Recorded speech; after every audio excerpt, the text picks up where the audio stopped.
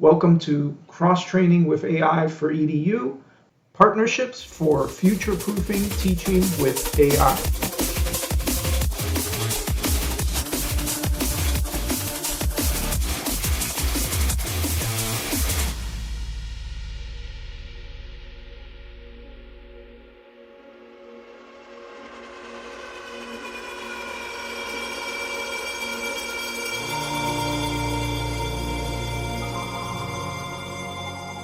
We learn from partnerships. We learn from colleagues and collaborations. Great for eliminating silos, eliminating redundancies, and preventing turf wars. And we're less likely to get stuck in filter bubbles based on our interests instead of the student's best interests if we have collaboratory style partnerships on teaching and learning with AI, or at minimum, have a way of communicating with agility and without disturbing our particular areas of function in society, whether that's K-12, EDU tech, policy, higher EDU, consulting, workforce, and professional associations. So partner up. It's AI and its definitions and its implementations and impacts on society is new. As Brian Krayback, principal software engineer at Microsoft, calls it, it's running in front of the avalanche. Partnerships can work. And we're talking about partnerships like legal, policy, administration, charters at the department and discipline levels. What are the rules for teachers on using AI? What are the rules for being able to do things such as grading or supporting students in non-teaching ways?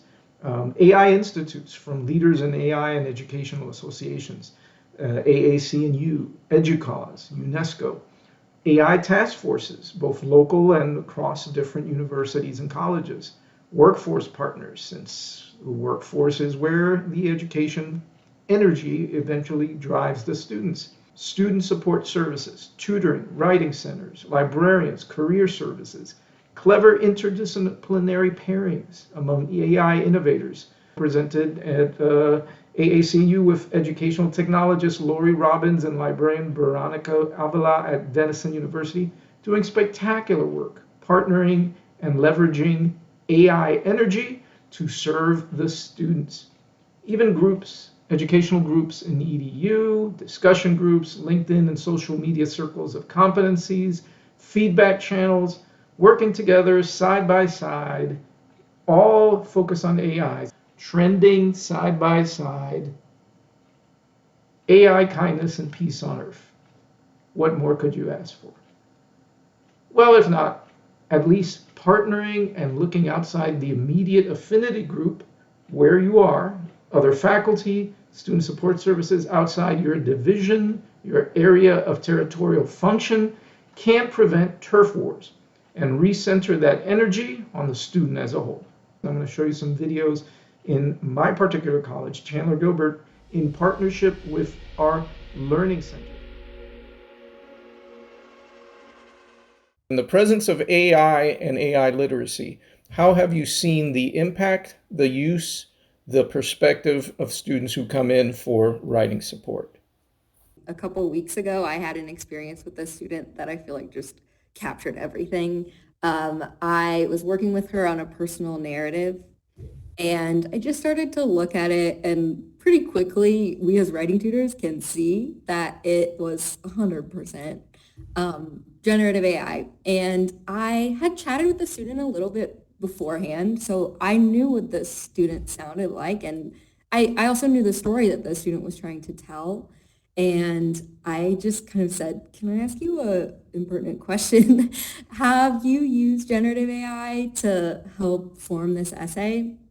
And immediately the student was like a little bit sheepish, but just said, yeah, I did. I really was confused about what I was supposed to be doing, and I didn't know how to say it well.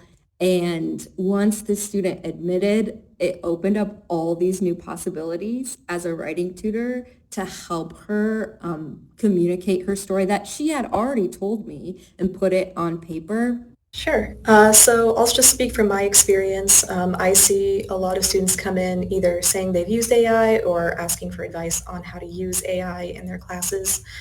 The biggest thing that I think we all notice is students not necessarily taking part in that writing process anymore. If it's generated by AI, then it tends to be a one and done deal.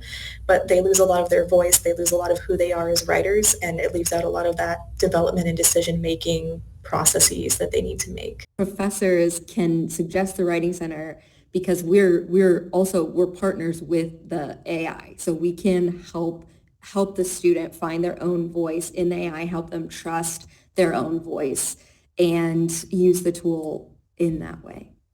I've had the experience where students have been told to use AI almost in a tutoring fashion, right? But then also come in to work with one of the tutors and asking questions of, well, why did the AI suggest that I do this? Or I don't really understand how this point is supporting my overall idea or my thesis. Or, well, it took it in a direction that I never meant for it to go. And I think that very often students don't feel like they are knowledgeable enough. I hear them saying a lot, I want it to sound smarter.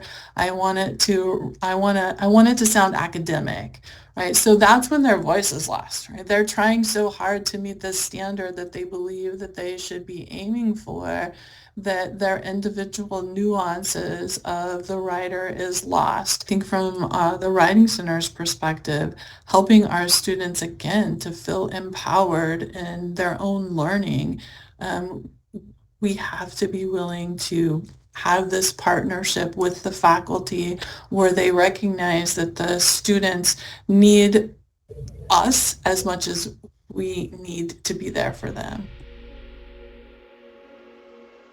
And I like asking for an interactive HTML page as the result. Calc 1 this past semester, and one of the things I did was for the unit circle, I asked for a game where I could guess reply with the cosine and sine as it goes around the unit circle. The sharing of the prompt really allows people who are better or have had experience with the various LLMs to really kind of participate and be co-creators and bring along the other students and improve their AI literacy, because they can see how you model what you do. There's little nuances that I'm drawing on, I guess, my 2.5, 3 years of experience of messing around with LLMs here to actually produce those things. There was some clues in the tone and the arrangement, but that the end result was very, I would say, bland in its kind of how it read. I have a bachelor's in fine arts, and so some of the language from the art school I think is really helpful. And in particular to customizing writing, there's this term personal mythos. Mythos meaning story or narrative. So some things that you could access as part of your personal mythos is your upbringing and childhood, your beliefs and values, goals and aspirations, life lessons, and personal stories. Those are all things that if you're having AI write for you, they're not going to be drawing on those things. And I think those are, it's also, there's these arguments that AI doesn't understand anything. It just is regurgitating words. And they say that it doesn't have a lived life, it does, like we do. So these are ways to demonstrate that you are not an AI. Your expertise, kind of tied to your role in the AI club, raises the bar and raises the water for everybody in let's say a general ed class, if they can see your prompts, if they can see your thinking, as opposed to only the rigid thinking of the teacher, which is bound to their context and their mission and their One of the key words there is what you want to do.